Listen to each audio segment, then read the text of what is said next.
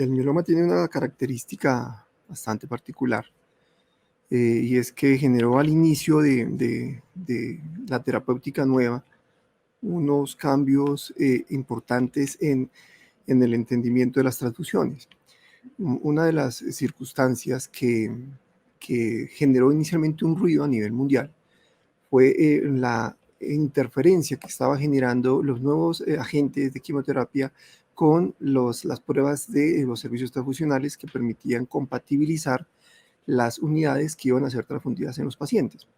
Eso generó pues digamos, un paradigma respecto a estas transfusiones y se crearon unos protocolos a nivel mundial con el fin de poder optimizar esas transfusiones. ¿Qué es lo que ocurre principalmente? Es que, y como está aquí en la gráfica, una prueba de hemoclasificación y de rastreo que busca descartar que el paciente tenga algún tipo de anticuerpo contra algún grupo sanguíneo.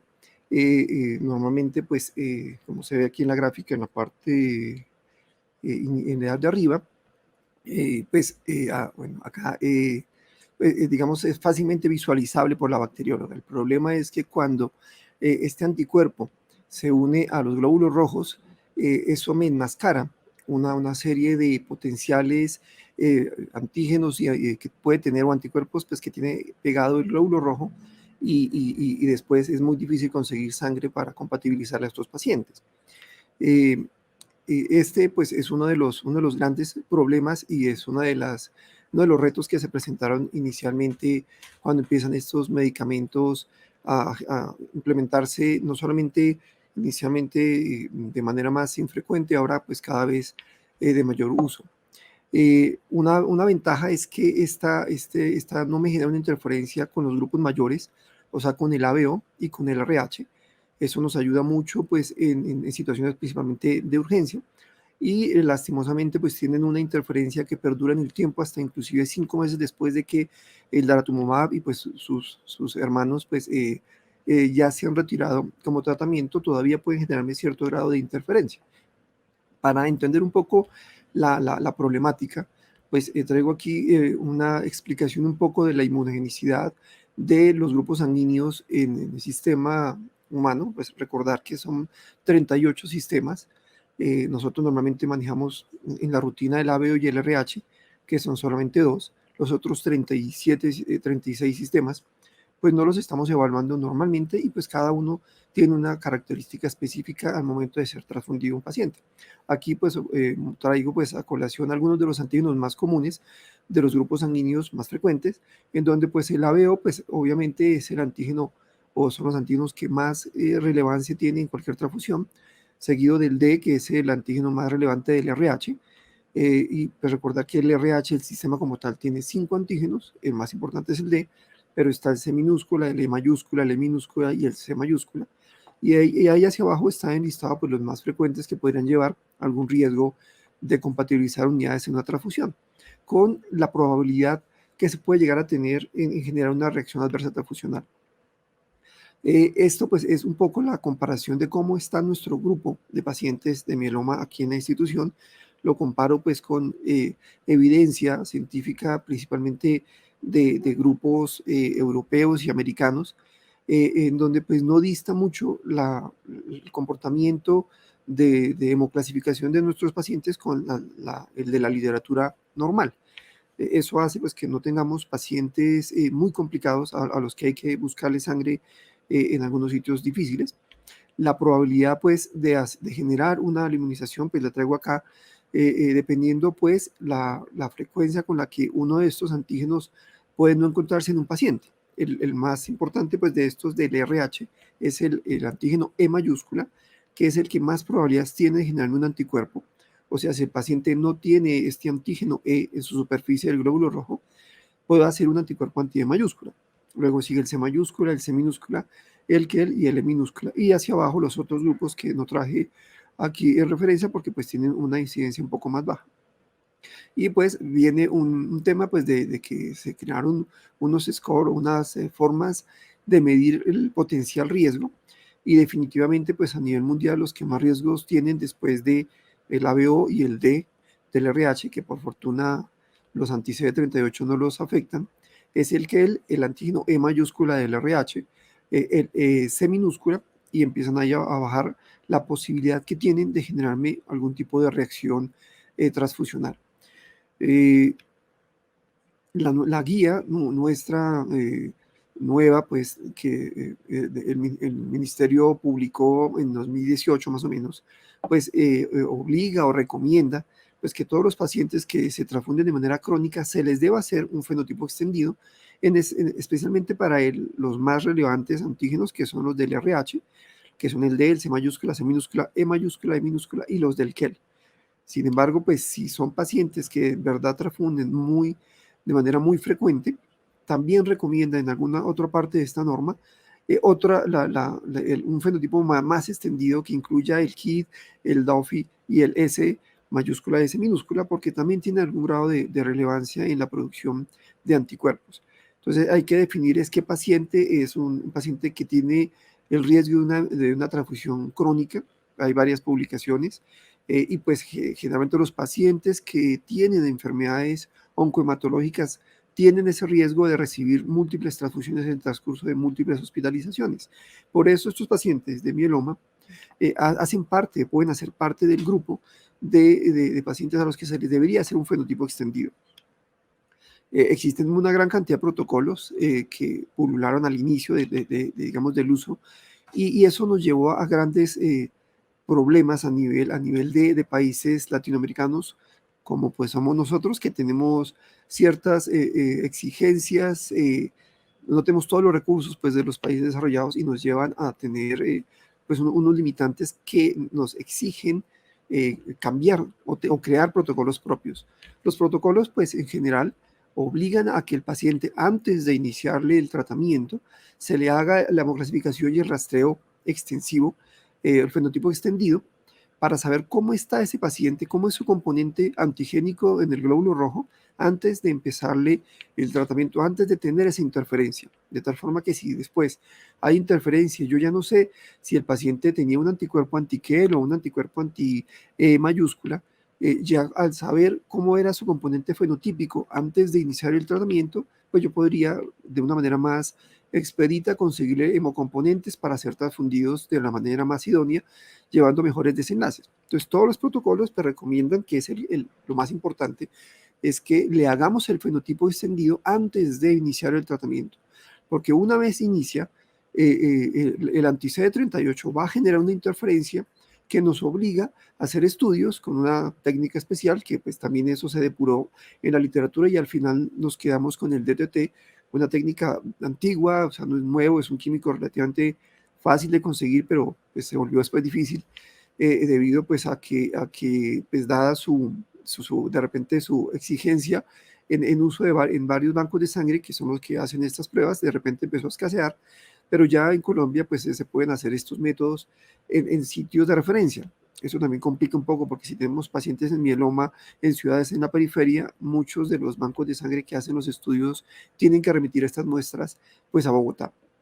Entonces ya tenemos estas técnicas, y lo que ocurriría es que para poder buscar la sangre más compatible para un paciente, después de que ya le empiecen el tratamiento, es que yo tengo que mandar muestra y allá ellos van a hacer estudios que nos van a llevar a buscar la sangre más compatible o compatible completamente, pero nos va a demorar tiempo.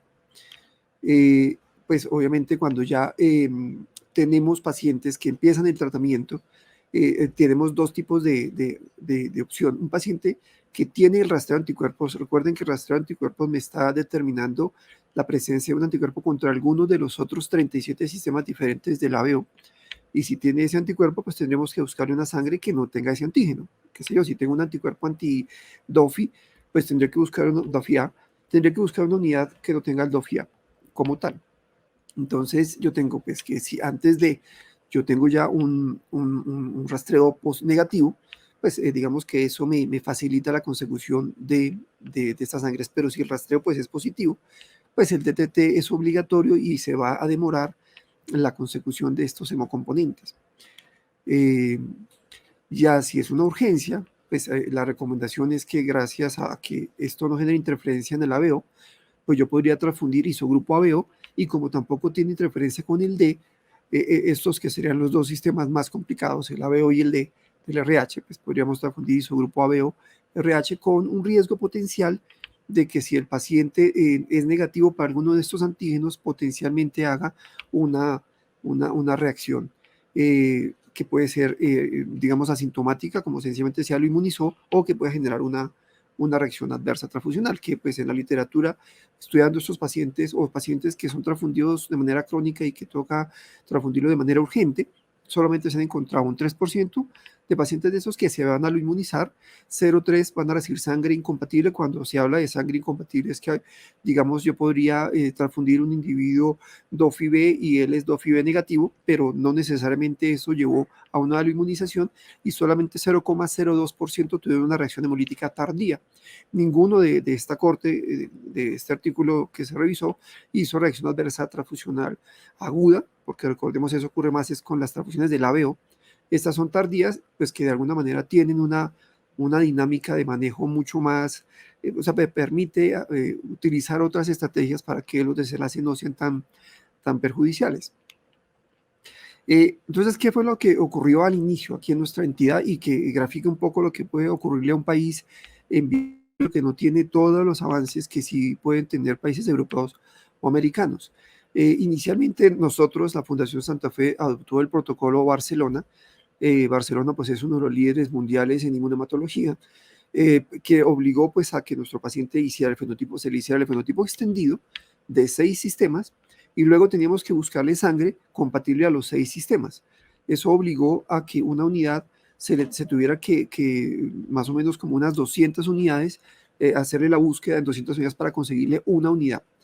Eso que generó dos cosas. Uno, el hematólogo desesperado esperando la transfusión, que demoró 2 o 3 días en un paciente que tenía 5 de hemoglobina, iba bajando, porque nada que conseguíamos la sangre. Después por fin ya se consiguió y se transfunde. Y lo segundo que ocurre, no solamente la demora, sino que después el costo de esa unidad, más o menos cada unidad en ese momento inicial, cuando arrancamos los protocolos, costaba cerca de 10 millones.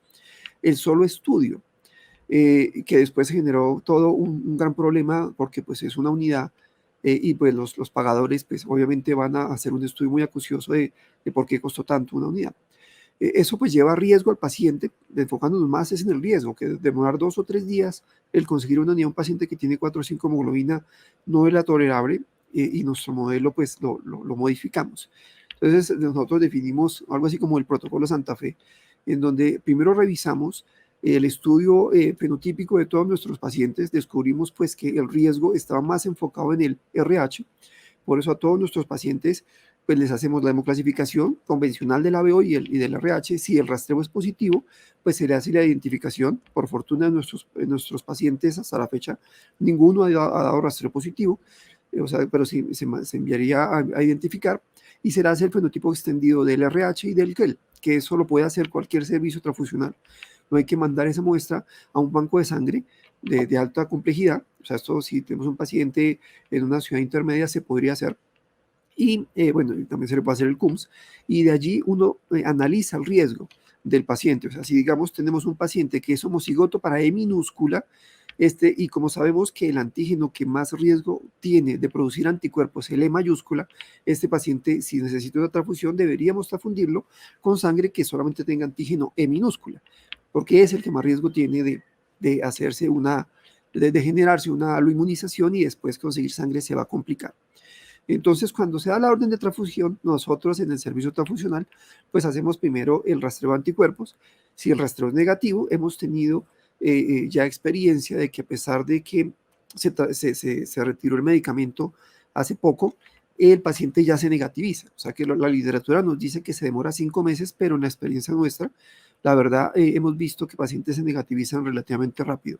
Entonces le hacemos el rastreo. Si el rastreo es negativo, pues hacemos una compatibilización, digamos, del ABO y del RH y pues, de los grupos antigénicos del D y del KEL, y luego pues le hacemos una prueba cruzada convencional. Si el paciente pues me da un rastreo positivo, se tiene que llevar al banco de sangre por medio pues, de esta técnica del DTT para descartar si realmente es que tiene el rastreo positivo o si no lo tiene.